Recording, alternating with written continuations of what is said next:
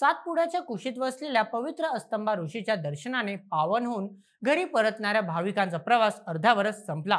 ऐन धनत्रयोदशीच्या दिवशी नंदुरबार जिल्ह्यावर शोककळा पसरली, जेव्हा भाविकांनी भरलेली एक महिंद्रा बोलेरो जीप चासेली घाटातील खोल दरीत कोसळली।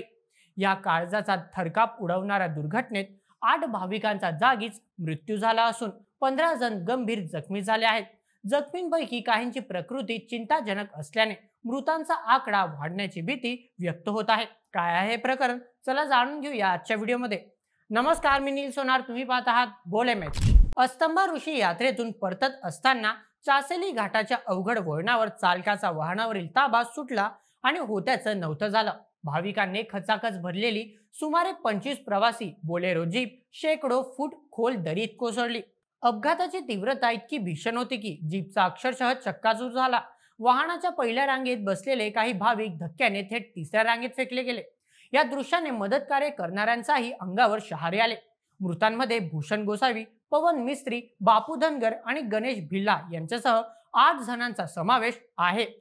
अपघात घडताच त्याच मार्गावरून जाणाऱ्या अण्णा उदल पाटील, रोहन गुरव, पप्पू गुरव आणि मुकेश बिरारे या स्थानिक वाहन चालकांनी क्षणाचाही विलंब न लावता आपले वाहन थांबवले।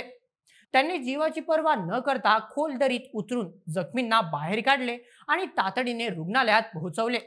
त्यांच्या या धाडसामुळे अनेकांचे प्राण वाचवण्यास मदत झाली आहे। घटनेची माहिती मिळताच तालुका आरोग्य अधिकारी डॉक्टर दिनेश वडवी यांनी स्वतः घटनास्थळी धाव घेत मदत कार्याचे समन्वय केले। आमदार राजेश पाडवी यांच्या सूचनेवरून आमदार रुग्ण सहायता केंद्राच्या पथकानेही बचाव कार्यात मोलाची भूमिका बजावली आहे।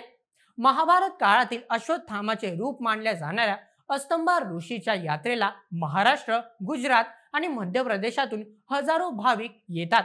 मात्र यात्रेवरून परतताना घडलेल्या या दुर्घटनेने संपूर्ण जिल्हा हादरला आहे।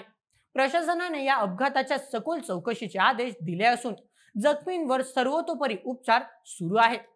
तर प्रेक्षकांनो, तुमचं काय मत आहे पूर्ण घटनेवर? तुमचे मत आम्हाला कमेंट्स मध्ये सांगायला विसरू नका आणि अशाच व्हिडिओंकरिता सबस्क्राइब करा बोल एमएच या आपल्या YouTube चॅनलला। धन्यवाद।